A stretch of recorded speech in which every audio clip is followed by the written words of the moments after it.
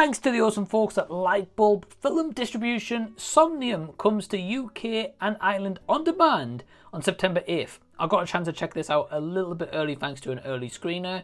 Directed and written by Racheal Cain in her first feature directorial debut. And this is an interesting one.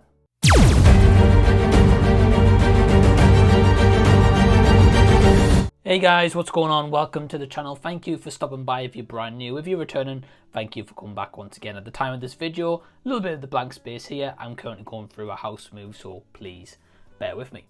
Now, going into Somnium, I didn't see the trailer. I only saw the poster, and I also saw that Grace Van Dien was attached to this project, and if you know that name, she's from Stranger Things. Now, we've also got Chloe Levine, Peltz, Jonathan Skeech, and many others. This tells the story of Gemma, who moves from her small hometown in Georgia to California, LA, in hopes of becoming an actress. But when that doesn't come to fruition immediately, she has to find herself getting a job. She gets herself a job working an overnight graveyard shift at a place called Somnium, where patients are kept there. They're in like deep trance sleeps, and this place encourages and fulfills them to achieve their wildest dreams and imaginations, but maybe everything isn't cut out as it's supposed to be. After finishing watching Somnium, I can say that I found this to be an interesting watch. I think there's elements where it really worked for me, and there's a few elements that unfortunately was a little bit undercooked, that didn't fully grasp that 5-star rating that I always want a movie to be.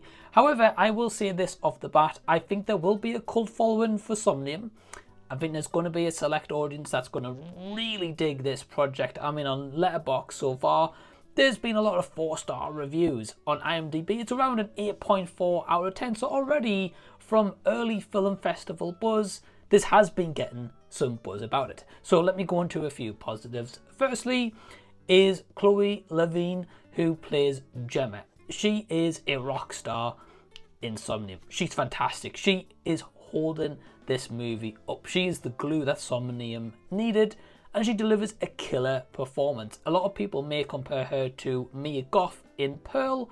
There's sort of few little similar story beats about wanting to be an actress that can be meshed between those two movies and the two performances.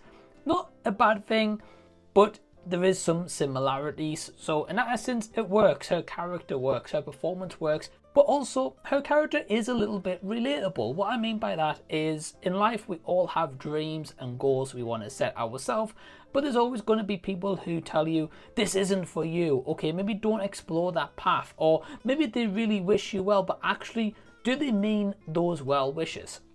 So the character is definitely one you can sympathize and root for in her journey of trying to fulfill her goal, but in the meantime working a job that is demanding in terms of the hours she works on a graveyard shift overnight just to afford a basic accommodation in California. She's alone, she hasn't got any friends, she's trying to find a path of acceptance. And Somnium does tackle this pretty well. The cinematography, this movie is competently shot, and the music is also really good. There's a lot of synth 80s kind of vibe music here, which I think actually does fit quite well. The accompanying actors, Jonathan Skeech plays a character called Brooks that does play a big primary part. Grace Van Dien, if you come into this movie for her, she is only kind of a cameo, so please don't expect her to be in half the movie. She's maybe in like 10 minutes maximum as such. So everyone does a good job in the acting department. The story does have some beats which does have messagings underlying about wanting to go for your goals and trying to achieve them. But so I think the overall theme, tone, vibe it's going for does suit quite well. I think people are going to be drawn to those messages and going to take that away from Somnium, which ultimately they may see this as one of their favourite movies. And if you do, that is awesome. I really want to hear that from you down below in the comment section. Now, where this movie kind of falters for me, there's two big elements.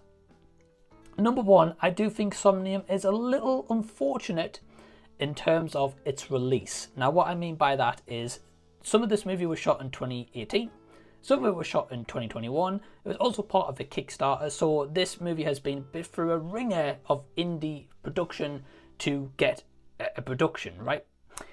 Now, in that, of course, we had the movie Pearl in around 2022 time, which is a great movie starring Mia Goth. Now, when I said earlier in the review about the comparisons with the acting, this is what I mean. Some people may see this now and be like, parts of this seems to be a little bit of a Pearl ripoff, but actually this came before Pearl.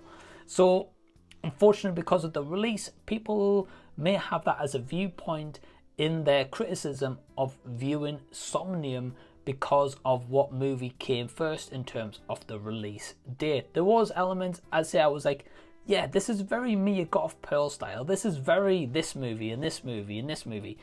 Not necessarily a huge negative for me, but it was something that I noticed. And then the second point in terms of my negatives is I feel like there's a few elements really undercooked. I appreciate it's only a 90-minute runtime, so there's only so much you can achieve in that runtime to start with.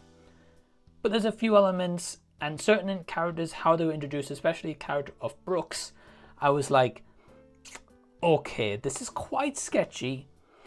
Okay, this is very quickly done and also very ropey and realistic, and you have to suspend that disbelief just a little bit, because if you're watching as a viewer of Somnium, you're going to be like, yeah, I wouldn't be doing this, I wouldn't be doing that, I wouldn't go there, I wouldn't go doing that.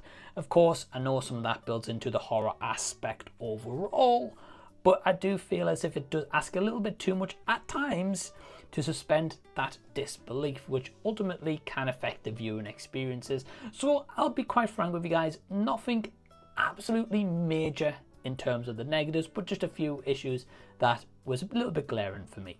Overall, I enjoyed the movie. I would give it a 3 stars out of 5. Have you seen Somnium? Are you going to check it out? Well, let me know down below in the comments section. Also, guys, all I ask primarily is to give the video also a thumbs up. That helps the YouTube algorithm, and it helps tell people like you watching this video, be like, hey, I don't mind this guy's content, or actually, hey, let's push this smaller channel out into YouTube so others can see it. I would sincerely really appreciate it. And in the meantime, if you're enjoying this content, well, if you click over here, you're going to see some videos of mine you may have missed, or hey, you maybe didn't even know about. Click over here, have a deep dive. Till the next time that I see you guys, I'll be seeing you later.